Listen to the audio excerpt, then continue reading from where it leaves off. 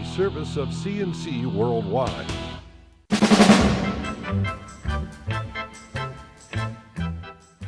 CNC podcasts are a service of CNC Worldwide.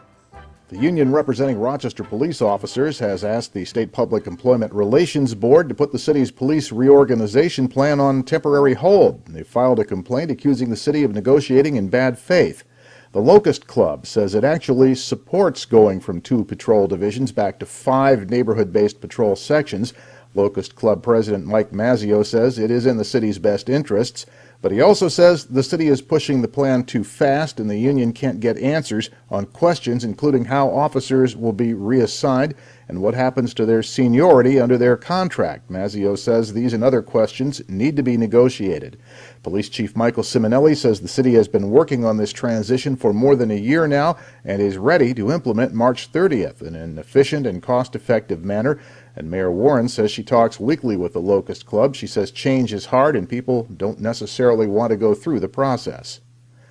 Rochester Police and the Rochester Institute of Technology's Public Safety Department are trying to locate a third-year photographic illustration student, last seen on Sunday evening. RIT says 21-year-old Max Maisel, the son of ESPN's Ivan Maisel, was last seen leaving the Perkins Green apartment complex. His car, as the one we reported earlier, was found by police parked near the Charlotte Pier on Sunday. There is no indication of foul play, but his whereabouts remain unknown. The Spencerport School Board has voted unanimously for the Spencerport School District to join the Urban-Suburban Transfer Program.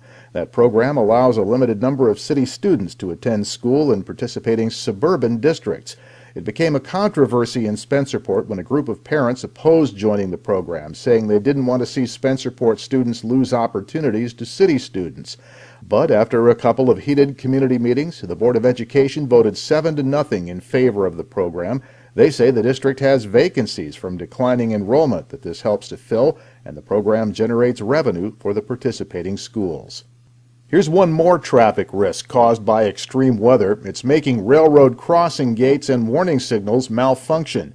Problems have been reported over the past several days at crossings in Henrietta and in Chili. In some cases, snow piles kept the gates from coming all the way down when the train was coming. In others, salt and snow apparently disrupted the electrical circuits that detect approaching trains, so the gates keep coming down when there's no train there. In other cases, the warning signals failed to go off when passing trains were there. CSX says it has crews busy fixing the problems as they appear. The Rochester and Southern has been stopping trains at its Ballantyne Road crossing and having crews flag traffic for the train to cross. The future is not looking bright for an historic Rochester building hit by fire last month. A hearing Wednesday morning will decide if the Carnegie Building at 247 North Goodman Street will be knocked down. The building was heavily damaged by fire on January 27th, losing its roof and facade. 2 engineering firms have studied what's left. Both say the building is no longer structurally sound. The city has labeled it a hazard. They're waiting final approval before they tear down the rest. New York voters in a new Siena poll say they like Governor Cuomo's state government ethics reforms, but if it comes down to it, they'd rather have an on-time budget.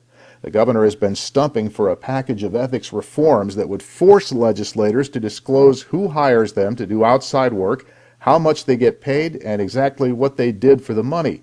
He's been threatening to hold up state budget approval if the legislature doesn't vote on his package soon. By a 51 to 44% margin, voters say they think the governor's disclosure laws would reduce state government corruption, but an even bigger margin, 53 to 37%, says it's more important that the budget be adopted on time. New York's acting labor commissioner is recommending a pay raise for employees who get tips. Acting Commissioner Mario Mussolino says they should make $7.50 an hour plus tips effective December 31st. The Wage Board was ordered by Governor Cuomo to look at the regulations for food service workers and others who get tips. After 4 months of study, they recommended the minimum wage for waiters and other service employees go from $4.90 an hour to $7.50 an hour. And that brought cheers when it was announced at a labor meeting of the Hotel Workers Union by the governor in New York City. Your next CNC podcast is whenever you click on one of our pages. I'm Bud Lowell, CNC News.